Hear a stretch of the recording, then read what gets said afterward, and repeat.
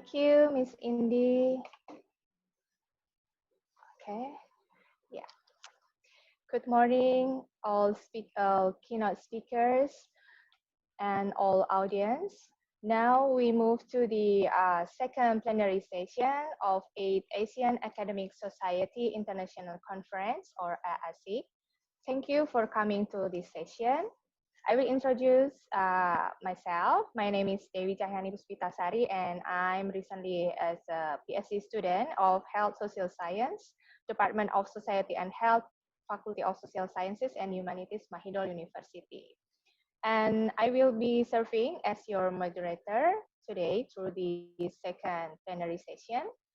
And also in this session, we have three keynote speakers. First, it will be Prof. Dr. Mustari Mustafa, MPD. Second, Prof. Dr. Purwiyatno Haryadi, and also Dr. Rohimah Muhammad. Okay, yeah. Ladies and gentlemen, now I will say hello to Prof. Dr. Mustari Mustafa. Have you been there? Okay. Good morning, Prof. Nice to meet you. Waalaikumsalam. Nice to meet you, Prof. Okay. Now, ladies and gentlemen, before we start, I will give a brief resume of Prof. Dr. Mustari Mustafa, MPD. He is currently an attaché of education and cultural for Indonesian Embassy in Bangkok. He also philosophy professor at State Islamic University Alauddin Makassar, Indonesia. His expertise on the education in social science.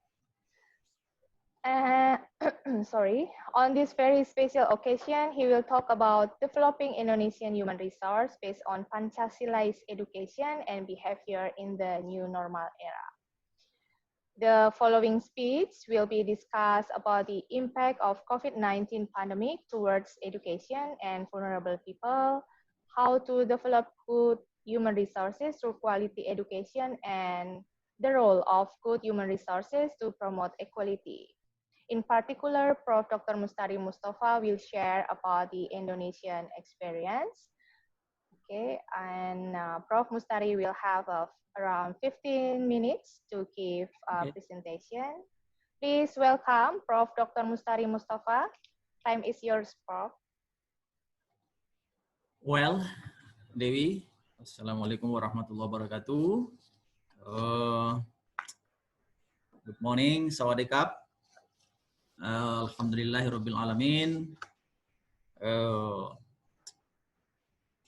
First of all, I would like to give my high appreciation for this wonderful and inspiring international conference. Okay, so to the Permita Organizing Committee of AASIC, and also all the partners committee, and also all the inspiring speakers. It is indeed an honor and pleasure for me to be a part in this conference, and I feel surprised to give a presentation to everybody in this event. I believe that we all agree that this year's theme for the conference, it is very actual, relevant, interesting, and will give inspiration for all of us. From me, please allow me to deliver my presentation with the theme of human resource development through education. I will try to underline the best practice and philosophy in Indonesia, as Dewi mentioned before.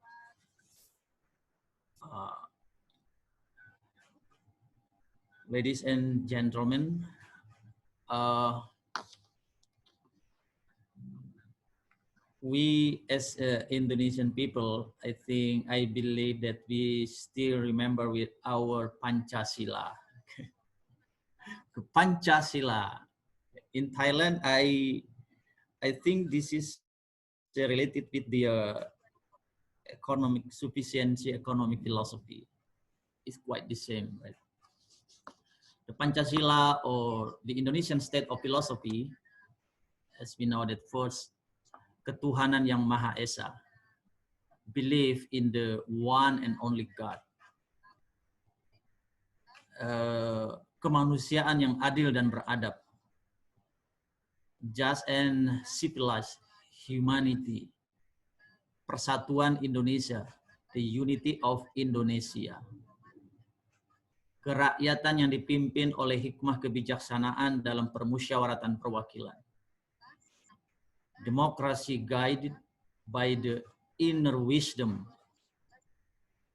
in the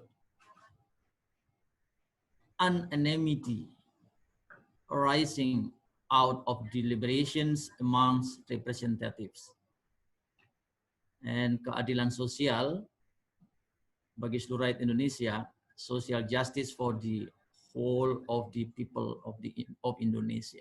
This is Pancasila.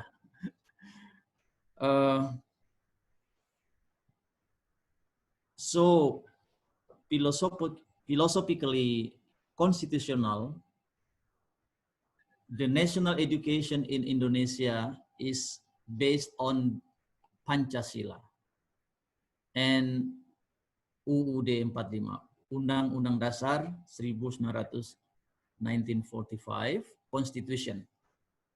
So Pancasila is the basis of the Indonesian state, which is the formulation and guidelines for the life of the nation and state for all Indonesian people. Next. The Undang-Undang Dasar 1945 of the Republic of Indonesia in Article 30 and paragraph first state that every citizen has the right to education. And the paragraph third emphasize that the government endeavors and implement a national education system that enhance faith and piety, as well as noble morals, in order to educate the life of the nation, which is regulated by law. Next.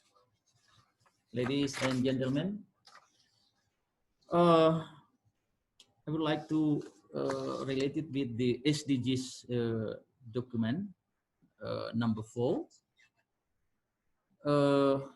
According to SDGs document number 4, or vision of the SDGs in the world, education is a fundamental human right and is indispensable for the achievement of sustainable development.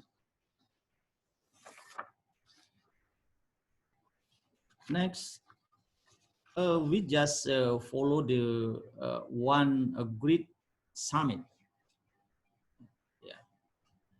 the G20 summit, last 21st to 22nd of November 2020, produced a result of the G20 Riyadh Leaders Declaration. From the declaration, we can know that first, one of the points discussed was in education policy relating to SDGs number 4.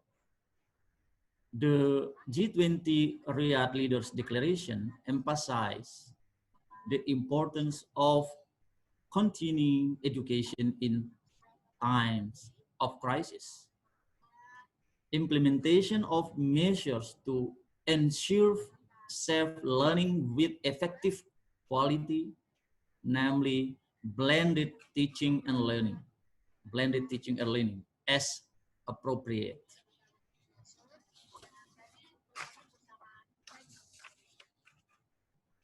And inclusive, equitable, and quality education for all, especially for girls,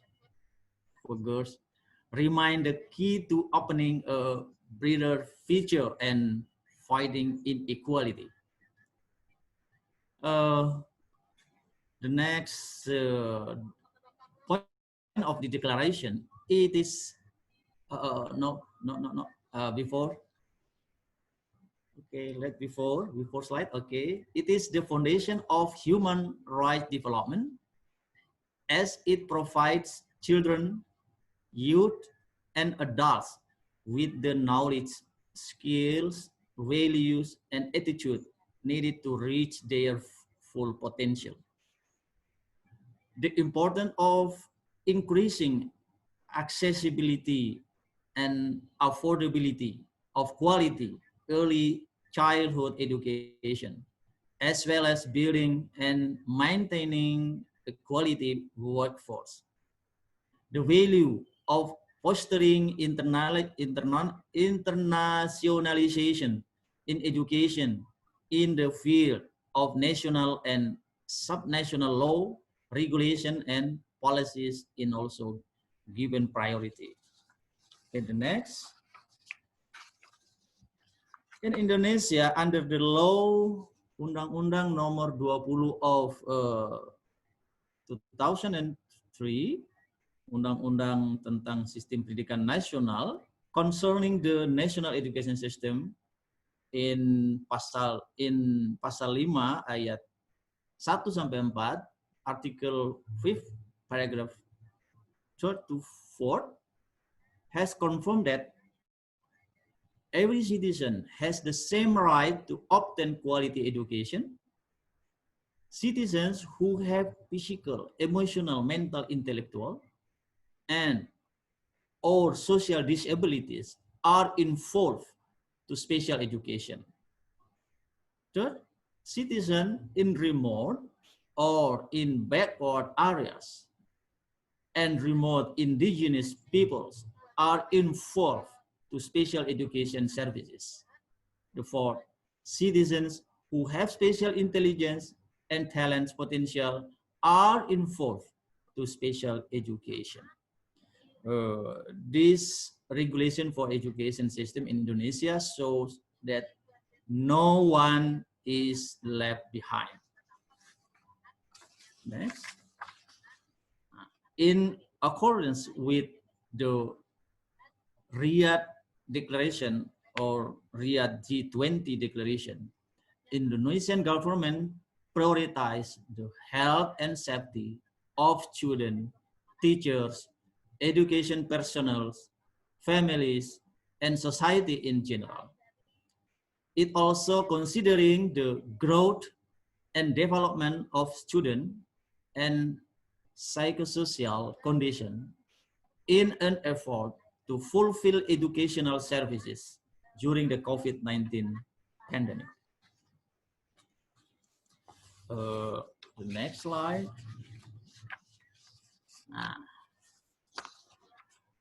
Okay, the Indonesian government has issued various policies and initiatives to deal with learning system during the COVID-19 pandemic. First, adjust the learning policy in the current pandemic era. Second, schools are given the flexibility to choose a curriculum that suit the learning needs of students during a pandemic, during an emergency situation. The next slide. Okay. I would like to share you various consideration and programs made during this pandemic by the Indonesian government. First, providing internet data quota for students, teachers, and education personnel. This is we can access the information in Mr. Google. I think from the Ministry of Education and Culture of Indonesia share this information many times. The second, flexibility in implementing both budgeting, operational school budgeting, affirmative budgeting. Third, allocation of affirmation and performance boost for assistance during the COVID-19 pandemic in the most affected public, This is special priority and private schools. We know more than 50,000 private school in Indonesia. WEX subsidy assistance for non PNS civil teachers and educational personnel. The next, emergency curriculum and teacher learning program and sharing teacher web page and home learning program from TVRI. I think we every day can follow this program in TVRI and also in education television channel and webinar series during pandemic. Next slide, please. Excuse me, Prof. Yes. You still have 2 minutes left. Thank you. Thank you. Ini saya kayak bicara. Ladies and gentlemen, in this pandemic crisis time, we must learn. This is my, I think, this is for me. This is very inspiring. We must learn from learn history. Great plague pandemic, like Sampar in France in 1720, cholera pandemic in India 1820, Spain flu pandemic 1920, and now we have COVID-19 in 2020. So based on the situation above mentioned, we learned that every century of the world happen a great challenges for human being. In the same time, we can learn how to deal with the situation. And now, currently, we're still facing with the COVID-19. And also that we have to live with the technology. Now everything in online. Okay. Charles Darwin, in his book titled On the Origin of the Species Survival, mentioned that the most powerful civilization is not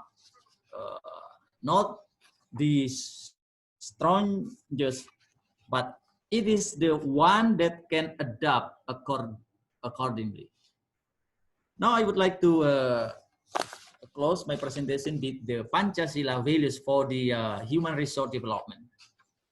From the Pancasila, I learned, and we can learn that many values for the human resource. First, prioritize unity, interest, and safety of the nation and state above personal or group interests. Willing to sacrifice for the country and the nation. Proud as the Indonesian nation. This is very important for us now. Are you proud of Indonesia? I think so. In the opening, we national Indonesian national anthem. Acknowledging equality, equal right, and obligation among human beings. Love all human beings equally. Be tolerant to others. Get the next. Not being cruel to others. Love doing humanity's activities. Uphold human values. Dare to defend truth and justice. Feel that the Indonesian nation is part of all mankind and considers the importance of mutual respect and cooperation with other nations. I think that's all my presentation, moderator and my colleague. Thank you very much. Khop kun kap. Okay. Thank you very much, Prof. Mustari.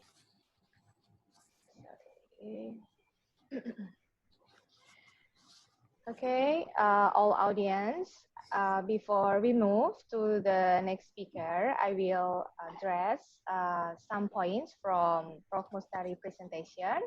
Firstly, we already see that post-COVID-19 face a serious challenge, in particular in education sector.